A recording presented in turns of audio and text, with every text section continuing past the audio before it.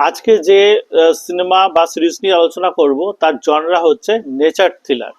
অর্থাৎ একই সাথে নেচারের মজাও পাবেন, তাকে তার সঙ্গে থ্রিলারের মজাও পাবেন।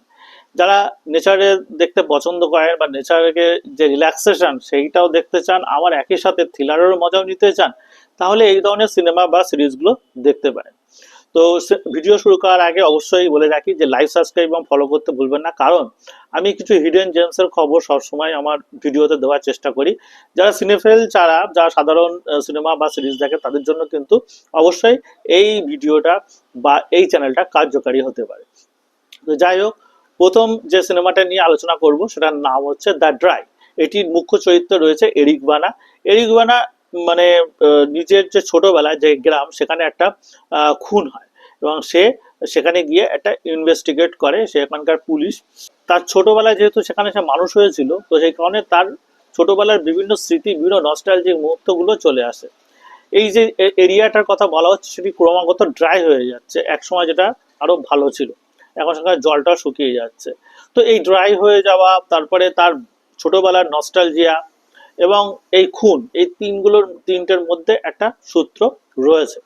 তো সে সেটাকেই সলভ করার চেষ্টা করে।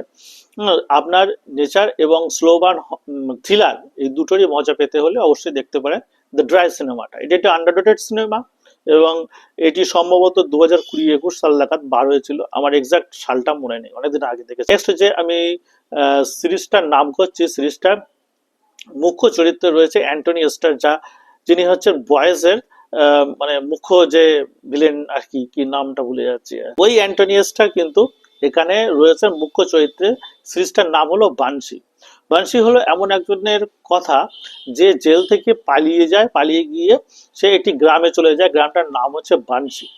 তো এই গ্রামটা এত সুন্দর, এত মনোরম, এত নির্মল, হ্যাঁ, যে আপনার দারুণ লাগবে। কিন্তু তার মধ্যেও রয়েছে নানা ধরনের থ্রিলার, নানা অ্যাকশন এবং সেই যে মানে পয়সা তার যে ছিল, মানে সে জেলে যাওয়ার আগে সে যে চুরি ডাকাতিগুলো করেছিল সেগুলো সে খোঁজার চেষ্টা করে। তো আপনি যদি মানে নেচার প্রিয় হয়ে থাকেন, একই সাথে থ্রিলারও চেষ্টা করেন, এবং তবে এই সিরিজটা কিন্তু অতটা স্লো বার্ন নয়। মানে আপনি বসে বসে দেখতে পারেন, যথেষ্ট ফাস্ট ফেজে। নেক্সট যে সিরিজটার কথা আমি বলবো, সেটা মনে হয় অনেকেই দেখেছেন। সিরিজটার নাম হচ্ছে ওজার্ক। ওজার্ক হলো একজন অ্যাকাউন্টেন্ট, যিনি হচ্ছে মানে মাফিয়াদের টাকা লেনদেন করতে গিয়ে বা হিসাব রাখতে গিয়ে ফেসে যায়। তারা মানে তাকে হুমকি দেয় খুন করা। তখন সে বলে যে ওজার্ক নামক একটা জায়গা আছে, টুরিস্ট স্পট আছে, সেখান থেকে কালো টাকা সাদা করা যায়।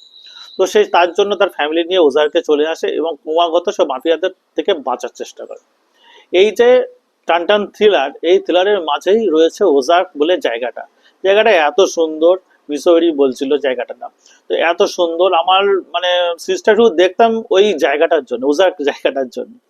এত সুন্দর, এত সুন্দর লেক, এত সুন্দর পাহাড় এবং এত সুন্দর সেখানকার যে কালার গ্রেডিয়েন্টস গুলো দেখিয়েছে, দারুণ লাগবে। ওই কারণে ওজার্ক নেচার এবং থ্রিলারের কিন্তু একটা অনবদ্য কম্বিনেশন।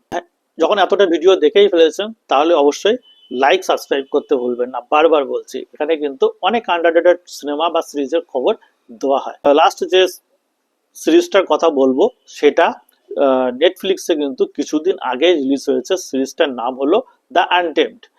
এই সিরিজটায় মুখ্য ভূমিকায় কিন্তু ছিল এরিক বানা। এরিক বানা যেটা ড্রাইতে ছিল, উনি এখানে ছিলেন। এখানে একটা ফেডারেল এজেন্ট।